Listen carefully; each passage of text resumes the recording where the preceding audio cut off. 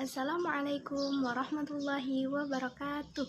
Perkenalkan, nama saya Yayu Wulandari. Saya mahasiswa dari Institut Agama Islam Al-Azhar Lubuk Linggau, Prodi PGMI semester 1. Baiklah, di sini saya akan mempresentasikan mata kuliah Bahasa Indonesia yang diampu oleh dosen Agung Subakti MPD. Baiklah, pembahasan yang pertama yaitu jelaskan sejarah tentang terjadinya perkembangan bahasa yang ada di Indonesia sejak awal Indonesia memperoleh bahasanya. Sejarah bahasa Indonesia berawal dari bahasa Melayu yang disahkan menjadi bahasa persatuan ketika Sumpah Pemuda tahun 1928. Perkembangan bahasa Indonesia didorong oleh kebangkitan nasional di mana di dalamnya terdapat peranan-peranan penting pada kegiatan politik, perdagangan, surat kabar maupun memodernkan bahasa Indonesia. Kemudian, pada tanggal 17 Agustus 1945, bahasa Indonesia dikukuhkan sebagai bangsa negara yang memiliki kedudukan dan fungsi yang tinggi. Hingga kini, bahasa Indonesia menjadi bahasa yang digunakan oleh seluruh masyarakat Indonesia dan pemerintah memberi perhatian dengan membentuk lembaga pusat bahasa dan penyelenggara Kongres Bahasa Indonesia. Penyempurnaan ejaan bahasa Indonesia, yaitu sejarah bahasa Indonesia tidak berhenti begitu saja karena perkembangannya di Nusantara semakin pesat. Apalagi dengan sifat terbukanya membuat bahasa Indonesia menyerap kata-kata dari bahasa lain, baik bahasa daerah maupun asing. Bahasa Indonesia juga mengalami penyempurnaan dalam ejaannya. Berikut ini tahapan perkembangan ejaan bahasa Indonesia. 1. Ejaan Van of Heijden 1901. Pada masa Belanda menjajah Indonesia, bahasa yang digunakan sebagai bahasa pengantar ialah bahasa Melayu, dan untuk memudahkan orang-orang Belanda dalam berkomunikasi, ejaan Republik atau ejaan Sowandi tahun 1947. Ejaan ini diresmikan oleh Sowandi yang merupakan seorang Menteri Pendidikan Republik Indonesia. Tujuan dibuatnya ejaan Republik ini ialah untuk menggantikan serta menyempurnakan ejaan sebelumnya. Ejaan Bahasa Indonesia yang disempurnakan atau EYD tahun 1972. Kemudian dibuat pembakuan ejaan oleh Belanda yaitu Profesor Charles Van of Heijden. Dalam pembakuan ejaan ini, Charles dibantu oleh Engku Nawawi atau Sultan Makmur Sultan Ibrahim. Ejaan yang digunakan untuk menulis Melayu ini menggunakan huruf Latin yang dimengerti oleh orang Belanda. Bahkan tutur kata dalam bahasanya yaitu mirip dengan tutur bahasa Belanda. Ejaan Bahasa Indonesia yang disempurnakan atau EYD tahun 1972. Seiring perkembangan zaman, bahasa Indonesia juga turut berkembang. Pada tahun 1972, Presiden Republik Indonesia meresmikan EYD atau ejaan yang disempurnakan Putusan Presiden nomor 57 tahun 1972 yang diatur dalam EYD ini antara lain penulisan huruf kapital dan huruf miring, kata tanda baca, singkatan dan akronim, kemudian penulisan angka dan lambang bilangan serta penulisan unsur serapan. Kemudian ejaan Bahasa Indonesia atau EBI 2015, Peraturan Menteri Pendidikan dan Kebudayaan Republik Indonesia nomor 50 tahun 2015. Menunjukkan peresmian ejaan Bahasa Indonesia di mana di dalamnya terkandung pedoman umum ejaan Bahasa Indonesia yang terdapat pada penyempurnaan EEB antara lain pada penambahan huruf vokal, diftong, penggunaan huruf kapital pada julukan. Selain itu, penggunaan huruf tebal pada penulisan tema dan sublema. Dalam kamus juga dihapuskan dalam ejaan EEB ini.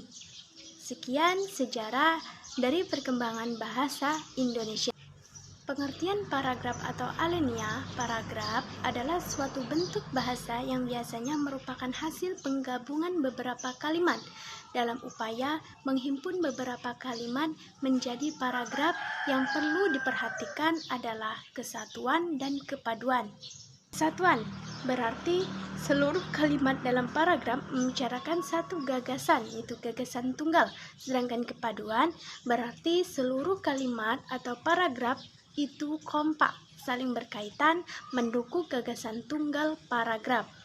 B. Struktur paragraf. Paragraf terdiri atas kalimat topik atau kalimat pokok dan kalimat penjelas ataupun kalimat pendukung. Kalimat topik merupakan kalimat terpenting yang berisi ide pokok alinea, sedangkan kalimat penjelas atau kalimat pendukung berfungsi untuk menjelaskan atau mendukung ide utama. Mendapatkan paragraf yang baik perlu diperhatikan hal-hal sebagai berikut. 1. Posisi paragraf. Sebuah karangan dibangun oleh beberapa bab. Bab-bab suatu karangan yang mengandung kebulatan. Ide dibangun oleh beberapa anak bab. Anak bab dibangun oleh beberapa paragraf. Jadi, kedudukan paragraf dalam karangan adalah sebagai unsur pembangun anak bab atau secara tidak langsung sebagai pembangun karangan itu sendiri. 2. Batasan paragraf. Pengertian paragraf ini ada beberapa pendapat, antara lain menurut KBBI, paragraf adalah bagian bab dalam suatu karangan yang biasanya mengandung satu ide pokok dan penulisannya dimulai dengan garis baru. Kegunaan paragraf. Paragraf bukan berkaitan dengan segi keindahan karangan itu, tetapi pembagian per paragraf ini memiliki beberapa kegunaan sebagai berikut. Pertama, sebagai penampung fragmen ide pokok atau gagasan pokok keseluruhan paragraf. Kedua, alat untuk memudahkan pembaca memahami jalan pikiran penulisannya. Ketiga, penanda bahwa pikiran baru dimulai. 4. Alat bagi pengarang untuk mengembangkan jalan pikiran secara sistematis dalam rangka keseluruhan karangan paragraf. Unsur-unsur paragraf mempunyai beberapa unsur pembangun paragraf sehingga paragraf tersebut dapat tersusun secara logis dan sistematis, yaitu ada 4 macam. Pertama, transisi, kedua, kalimat topik, ketiga, kalimat pengembangan, dan keempat, kalimat penegas. Struktur paragraf. Banyaknya unsur dan urutan struktur pembangun paragraf. Struktur paragraf dapat dikelompokkan menjadi 8 kemungkinan, yaitu pertama, paragraf terdiri atas transisi, kalimat topik, kalimat pengembangan, dan kalimat penegas. Yang kedua, paragraf terdiri atas transisi berupa kata, kalimat topik, pengembangan, dan kalimat penegas. Syarat-syarat pembentukan paragraf. Yang pertama, yaitu kesatuan. Kesatuan paragraf ialah semua kalimat yang membangun paragraf secara bersama-sama menyatakan suatu hal atau suatu tema tertentu. Yang kedua, kepaduan adalah kekompakan hubungan antara suatu kalimat dan kalimat yang lain yang membentuk suatu paragraf. Kepaduan yang baik dan hubungan timbal balik antara kalimat. Kelengkapan ialah suatu paragraf yang berisi kalimat penjelas yang cukup untuk menunjang kalimat topik. Yang ketiga, kelengkapan ialah suatu paragraf yang berisi kalimat-kalimat penjelas yang cukup untuk menunjang kalimat topik. Kemudian macam-macam paragraf. Yang pertama, eksposisi, berisi uraian penjelasan tentang topik dan tujuan yang memberi informasi. Kedua, argumentasi, bertujuan membuktikan kebenaran suatu pendapat atau kesimpulan dengan fakta atau data konsep sebagai bukti. Yang ketiga, deskripsi, yaitu berisi gambaran mengenai suatu hal atau keadaan sehingga pembaca seolah-olah melihat, merasa, atau mendengar hal tersebut. Yang keempat, persuasi karangan yang bertujuan mempengaruhi emosi pembaca agar berbuat sesuatu. Yang kelima, narasi karangan yang berisi rangkaian peristiwa susul-menyusul sehingga membentuk alur cerita. Unsur-unsur paragraf dalam pembuatan suatu paragraf harus memiliki unsur-unsur pembangun, yaitu berfungsi sebagaimana mestinya. Topik atau tema, gagasan utama atau gagasan pokok merupakan hal terpenting dalam pembuatan suatu alinea atau paragraf. Kepaduan kalimat dan kesatuan kalimat sehingga tidak keluar dari pokok pikiran yang telah ditentukan sebelumnya. Kalimat utama merupakan dasar pengembangan suatu paragraf yang mengandung pikiran utama. Keberadaan kalimat utama itu bisa di awal paragraf ataupun di akhir.